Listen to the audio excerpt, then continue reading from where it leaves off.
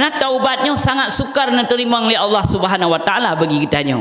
Bak tak pebut dosa cukup mangat, tapi bak tak taubatnya golom tentu. Assalamualaikum warahmatullahi wabarakatuh. Bismillah walhamdulillah wassalatu wassalamu ala Rasulillah Sayyidina Muhammad ibn Abdillah wa ala alihi wa sahbihi wa mawalah, amma ba'd. Puji syukur kepada Allah Subhanahu wa taala yang mana oleh Allah yang selalu melimpahkan rahmat dan karunia-Nya kepada getanya ban mandum. Salawat beriring salam kepada baginda Rasulullah sallallahu alaihi wasallam beserta keluarga dan para sahabat beliau sekalian. Begitu pula doa getanya bandum kepada arwah-arwah para ulama yang kawain wa Allah dan juga ulama yang mantengna dia di harum dunia yang fananya, juga ulama muktabar. Ikraman ulun tuan kepada yang mulia khatib masjid, imam masjid, dan kepada mandum gure-gure ulun tuan kaum muslimin sidang jamaah Jumat yang nepu mulia oleh Allah Subhanahu wa taala. Di dalam kesempatan yang singkatnya, marilah kita ingat sebuah kalimat yang sangat singkat dan padat. Mudah-mudahan makna dan intisarinya sangat luar biasa. Yaitu sering kita dengar dan sering kita ucapkan dan sering kita dengar gure-gure kita bahwa selalu mengajak kita untuk bertakwa kepada Allah Subhanahu wa taala. Tetapi apa arti takwa tersebut yang sebenarnya?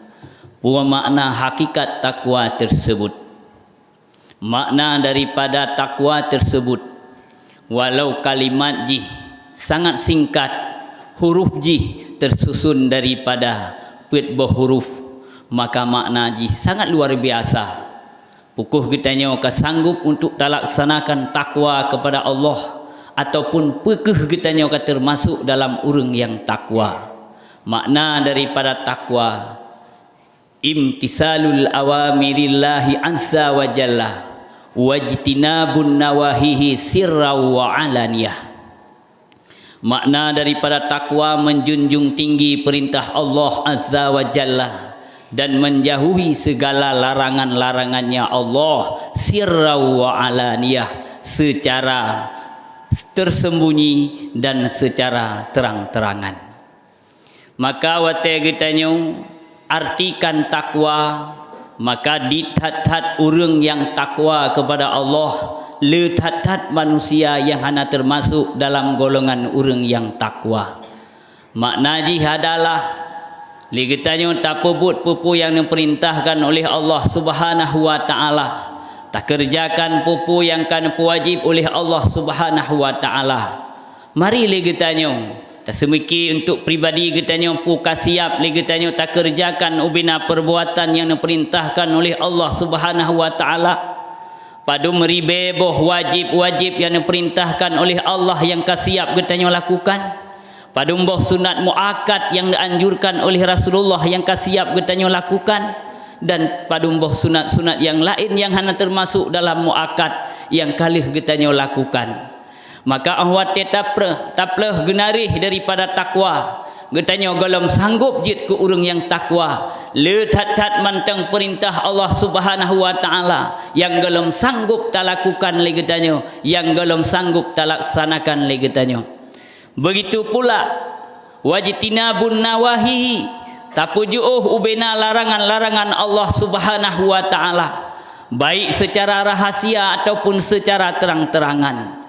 Kadang lagi kita yang sanggup tak puji uhdrot daripada maksiat kepada Allah, manakala getanya musapat-sapat dengan urang rame, manakala getanya kamu pisah dengan kawan getanya kasih drot, kadang-kadang han sanggup li untuk tak puji maksiat kepada Allah. Le kejadian kadang-kadang kitanya ulang kawan rame khusyuk tawadhu takwa kepada Allah, manakala mekleh dengan urang yang lain kitanya berbuat maksiat secara sembunyi-sembunyi kepada Allah Subhanahu wa taala.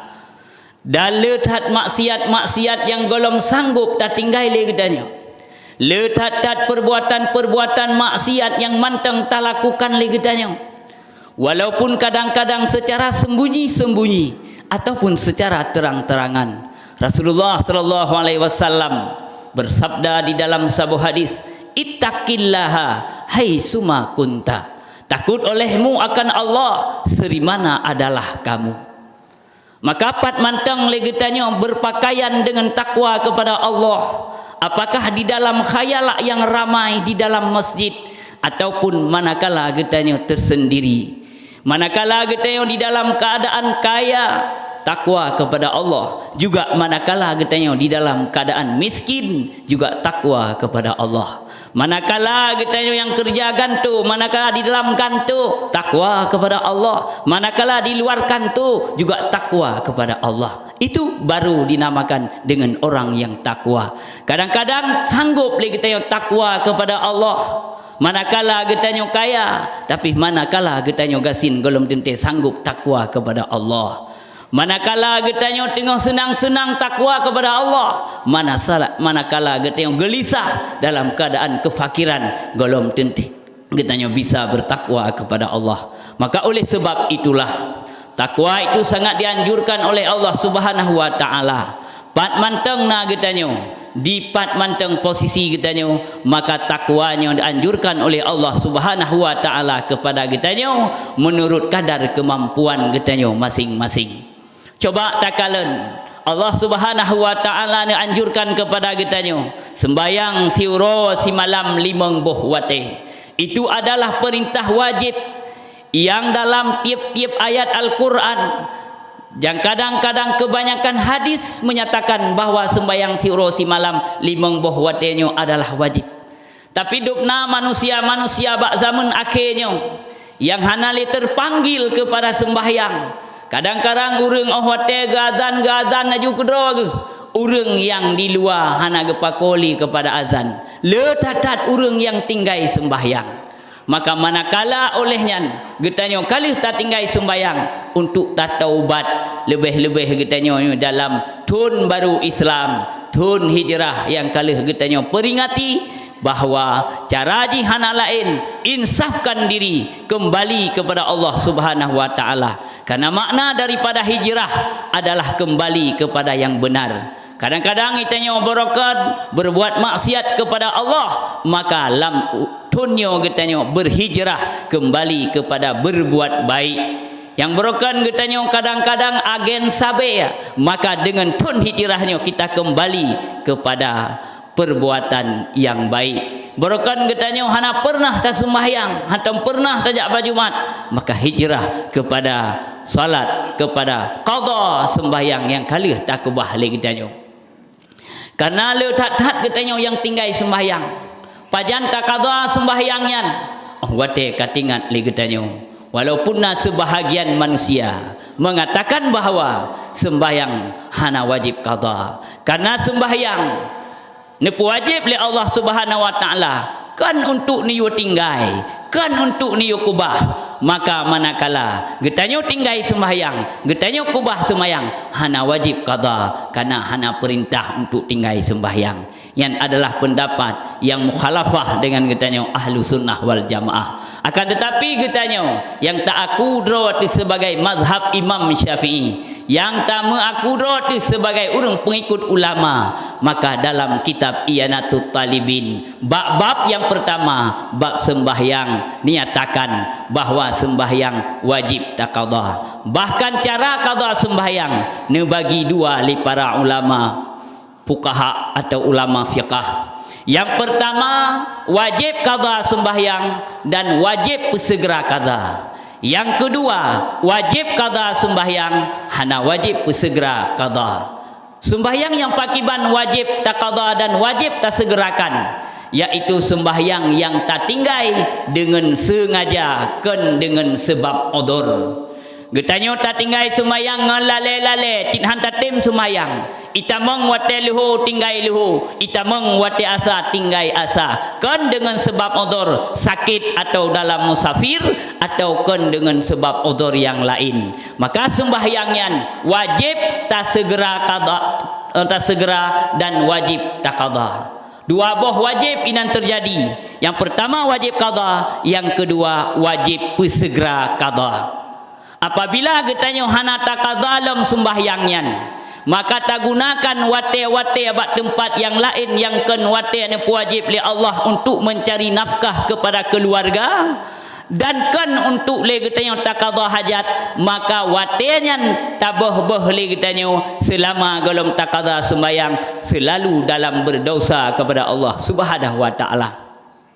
Coba bayangkan le getanya dukna wate-wate yang tamra ledro tu dengan wifi, yang tamra ledro tu dengan game, yang tamra ledro tu dengan hal-hal yang tidak kepentingan dalam agama. Sedangkan sembahyang yang kata tinggal golong tak qada yang selalu diselimuti oleh dosa-dosa bak tubuh getanya. Yang kedua sembahyang yang tak tinggal dengan sebab udhur, baik tengut ataupun tua, maka wajib qada dan hana wajib persegera. Nyo menulis dalam kitab Iyanatut Talibin jilid pertama bab-bab sembahyang. Maka oleh sebab itulah bagi kitanya yang tak akui diri sebagai ahlu sunnah wal jamaah, maka sembahyang yang kau pernah kitanya tinggalkan, maka wajib kitanya qada dengan segera.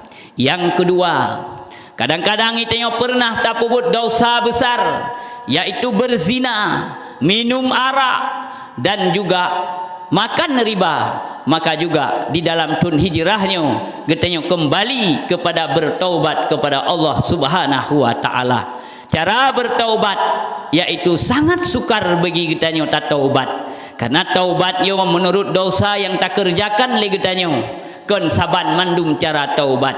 Karena dosa yang pernah getanya lakukan uronyo han saban-saban dosa. Dosa ulun tuan lain, dosa droneh lain, dosa tungkupulan juga lain. Maka dengan lain-lain dosa, maka cara taubat juga beda-beda.